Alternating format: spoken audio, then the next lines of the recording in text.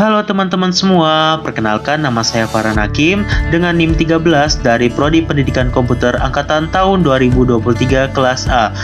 Di mana di sini saya akan membahas tentang topik, tema, dan kerangka karangan. Simak videonya baik-baik ya. Oke teman-teman, sekarang kita masuk ke bagian penting dalam penulisan, yaitu topik, tema, dan kerangka karangan. Jadi kalau kita mau nulis sesuatu, kita nggak bisa asal nulis aja. Kita butuh yang namanya struktur, supaya tulisan kita jelas, mudah dipahami, dan nggak ngasal-ngasalan.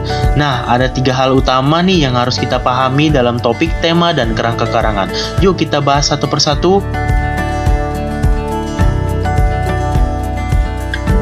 Yang pertama, kita bahas topik. Topik itu ibarat pondasi dari tulisan kita. Topik adalah inti atau pokok pembahasan yang masih umum banget.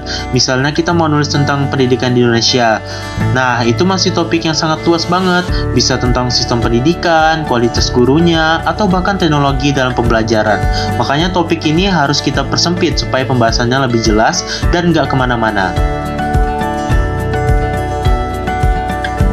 Setelah punya topik, kita lanjut ke tema. Tema ini lebih spesifik dari topik. Kalau tadi kita ambil contoh topik pendidikan di Indonesia, tema bisa lebih spesifik. Misalnya, pentingnya pendidikan karakter dalam sekolah. Jadi kalau topik ini kayak peta besar, tema ini jalur yang kita pilih buat bahas topik itu lebih dalam. Dengan tema yang jelas, tulisan kita jadi lebih fokus dan gak melebar kemana-mana.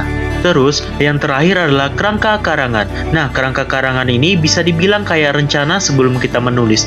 Bayangin aja, kalau kita mau bikin bangunan, pasti kita butuh gambar rancangannya dulu kan? Nah, dalam menulis, kerangka karangan ini bisa membantu kita supaya tulisan kita terurut, enak dibaca, dan gak loncat-loncat.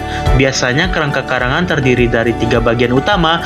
Yang pertama yaitu pendahuluan, yang kedua pembahasan, yang ketiga penutup. Jadi, kesimpulannya, topik itu bahasan utama yang masih luas. Tema itu lebih spesifik dan memperjelas tulisan kita.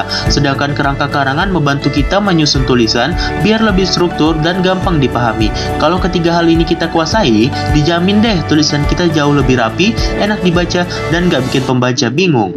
Jadi itu saja pembahasan tentang topik, tema, dan kerangka karangan dari saya. Apabila ada kesalahan, mohon dimaafkan. Sekian dan terima kasih.